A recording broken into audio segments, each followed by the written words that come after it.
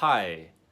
So I wanted to talk about my opinion on a few topics that I've been thinking about lately, and I realized that a lot of the videos I've been uploading here are a bit more complaining in tone. So I don't know if it's just that I'm becoming the grumpy grandpa of the Object-Show community. Like, am I changing or is the world changing around me? I don't really know. But with that being said, let's cut to the chase. So the first thing I wanted to address is the topic of reaching out and communicating with content creators that you look up to. I want to say that in general, having more communication with a community who shares a similar hobby as you or interest as you is really good. You get to create friendships, find kind of your own safe space of things that you love talking about. And that's one of the reasons why the internet, with its ability to be selective in what part of it you see, is so much better than TV or snail mail or all those old-fashioned gross things. Well, okay, they're not gross, but you know what I mean. But despite all of that, I think that if there's a content creator you admire, but you've never talked to them and they've never talked to you, it's not a good idea to treat them as an IRL friend that you are super close to or rely or depend on for your own mental health. And I know that this has been talked about at length by lots of other people, so it almost feels redundant for me to jump into the mess. But I see this happening a lot to me as well, so I just wanted to state my opinion so that if this ever happens again, then I have like a reference I can point to for like my own thoughts about it. So I guess my most open place that people can message me is on Discord, and I have a Discord account, but because it's so open, you know, it's free for thousands of people to just kind of come in and like send messages to. So I think as of right now, I have like 7,500 DMs, and I don't read 99% of them.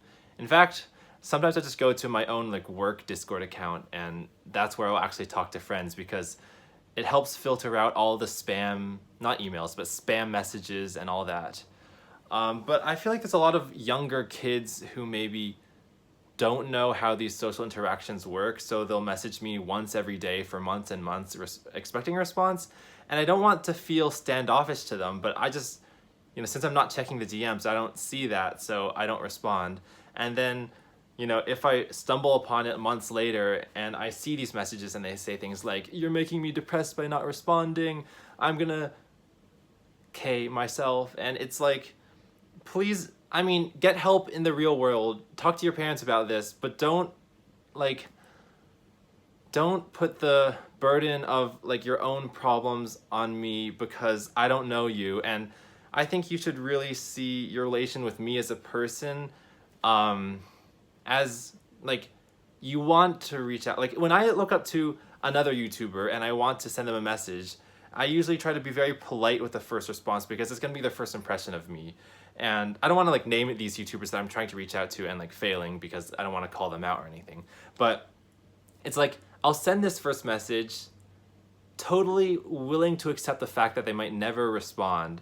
So I just say like, "Hey, I make YouTube videos too. I've been a fan. I've been following your content for a while. I just wanted to let you know that like I think the stuff you make is pretty cool. And you know, here's some other interesting topics that I would want to talk about." And basically, if they never respond, I don't want them to feel guilty about that because I know that life gets in their way. Maybe they have a life emergency, maybe someone in the family dies or something, and I don't want to be the last thing on their mind or the first thing on their mind at all when hectic life kind of places burdens on them. So when I send that message, it's like, it would be really cool if you and I don't say this, but it would be very cool if they followed up. But if they didn't, I'll be totally fine. You know, I've got my own personal life to deal with, and it's like I've got my own friends as well who I have more frequent communication with, but nothing of my own like mental world relies on you to respond to me. And I think, I don't know if this is something that like needs to be taught, because I remember in 5th grade for me, so this is like before social media even happened, there was this assignment that our teachers gave us where we had to write snail mail physical letters to 2 people in the real world that we admired.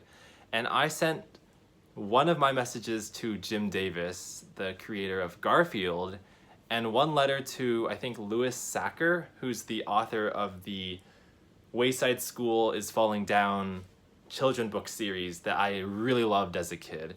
So we wrote those two, and there was this whole assignment rubric for, you know, writing really neatly, making sure that your letter address was correct, and, you know, you practiced writing on envelopes and all that.